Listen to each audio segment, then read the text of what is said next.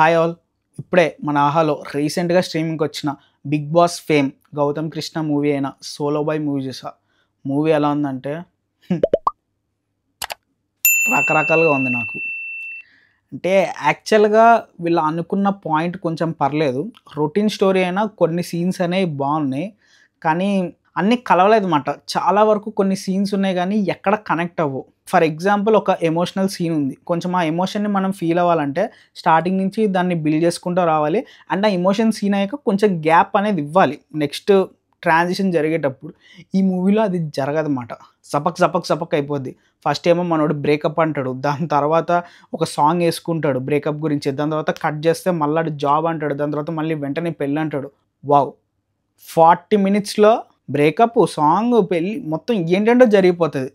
మనం అది feel అవ్వలేమన్నమాట. Just breakup ఇప్పుడే అయింది, వాడు సోలో బాయ్ కింద అలా ఉంటాడు అనుకుంటే మళ్ళీ వెంటనే పెళ్ళి అయిపోతుంది.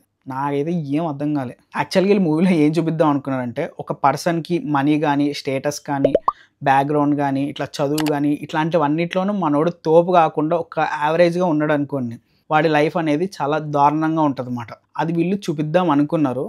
కొంచెం ఆ పాయింట్లో కొంచెం సక్సెస్ అయ్యారని చెప్పుకోవచ్చు, బాగానే అనిపించింది. కానీ ఏంటో సడన్గా కొంచెం డీవియేషన్స్ అనేవి ఎక్కువ ఉంటాయి అన్నమాట సినిమాలో. కొంతమంది మెచ్యూర్డ్ యాక్టర్స్ని కొంతమంది తీసుకున్నారు, వాళ్ళు బాగానే పర్ఫామ్ చేశారు, కానీ ఆ సీన్ ఎందుకో మనకి కనెక్ట్ అవుతున్నట్టు ఉండదు అన్నమాట. ఆ ఎమోషన్ని మనం ఫీల్ అవ్వలేకపోతాం.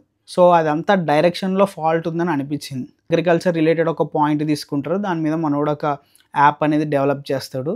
సో ఇంతకీ యాప్ సక్సెస్ అయిందా లేదా, లేకపోతే వీడిని ఎవడైనా దాంట్లో కూడా మోసం చేశాడా అన్నది స్టోరీ అన్నమాట. అసలు ఈ మూవీకి సోలో బాయ్ అనే టైటిల్ ఎందుకు పెట్టారో నాకు అర్థం కాలేదు. ఈ మూవీలో కొంచెం బాగా నచ్చింది ఏంటంటే మ్యూజిక్ ఒకటి బాగుంది, సినిమాటోగ్రఫీ కూడా బాగుంది అన్నమాట. అండ్ యాక్ట్రెస్ పర్ఫార్మెన్స్ కూడా బాగానే ఉంది.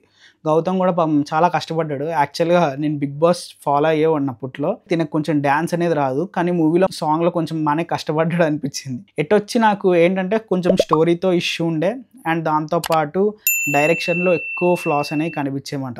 మేబీ వాళ్ళందరూ డెబ్యూటెంట్స్ అనుకుంటా, అందువల్ల అలా ఉందేమో. ఇంకా మొత్తానికి మూవీ చూడాలా వద్దా అంటే నేనైతే పెద్దగా రికమెండ్ చేయను, కానీ చూడాలనుకుంటే కూడా చూడొచ్చు, ఓటీటీయే కాబట్టి.